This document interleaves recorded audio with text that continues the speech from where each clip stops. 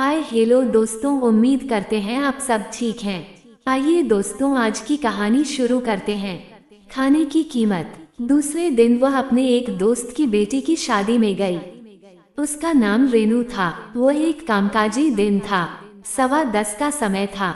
एक तरफ उन लोगों के लिए बुफे तैयार था जिन्हें ऑफिस जाने की जल्दी थी। दूल्हा दुल्हन पर जैसे ही आखिरी अक्षत गिरी, सबके पाँव बुफे की तरफ मुड़ गए।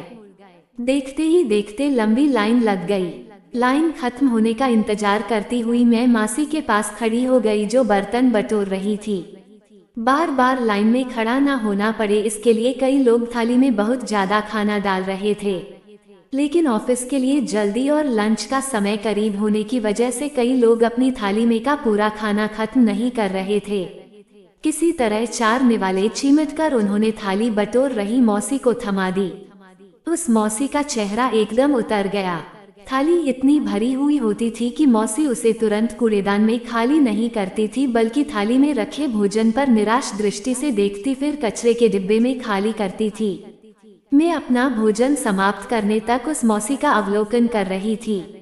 धीरे धीरे अपना खाना खत्म किया और अपनी थाली मौसी के हाथ में थमा दी। थाली पूरी तरह से खाली देखकर मासी के चेहरे पर संतोष झलक रहा था। मैंने मासी से पूछा, मैं पीछे से देख रही थी, डिश में रखा खाना कूड़ेदान में डालने में आपको काफी परेशान हुई होगी। क्या ऑफिस के कर्मचारी आपको पूरा खाना देते हैं? मासी उदास होकर बोली, मुझे मिल जाता है, लेकिन गांव में मेरे बच्चे भूखे हैं। दरअसल हम किसान हैं, लेकिन खेत में हमारा पेट नहीं भर पाता था, इसलिए हम शहर आ गए काम देखने के लिए। रहने के लिए अच्छी जगह कहीं नहीं मिलती थी, इसलिए बच्चों को गांव रखा है। उनके दादी और दादाजी रहते हैं उनके साथ। वहाँ सब भूखे हैं और इधर इतना सारा खाना बर्बाद हो रहा है।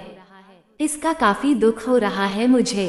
मासी एक निवाला निगलते हुए कहने लगी, ऐसा लग रहा था जैसे वो अपना सारा दुख मेरे सामने रखना चाहती हो। हम किसान हैं, ये गेहूं, चावल और सब्जियां उगाने के लिए हमें कितना कष्ट होता है वो तुम लोगों को क्या पता, और शहर वाले आराम का खाना फेंक देते हो। बहुत मन को लगता है। वास्तव में बहुत से लोग से पानी पीकर ही तृप्त होना पड़ता है। एक वक्त के खाने के लिए वो दिन भर मेहनत करते हैं। मैं सुन्न थी, मासी को क्या जवाब दूं? मुझे समझ नहीं आ रहा था। मैं मुस्कुराते हुए वहां से चली गई। जी, मेरा नाम अन्नू है, पूरा नाम अन्नपूर्णा, और ये कहानी मैंने आपको सुनाई है।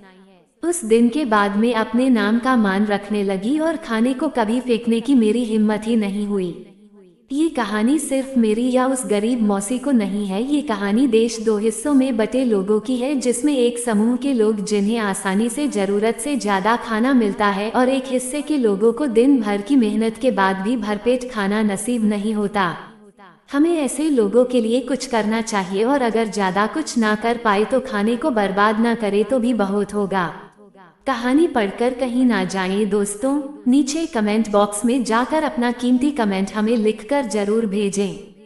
हमें आपके कमेंटों का इंतजार है और हमेशा रहेगा।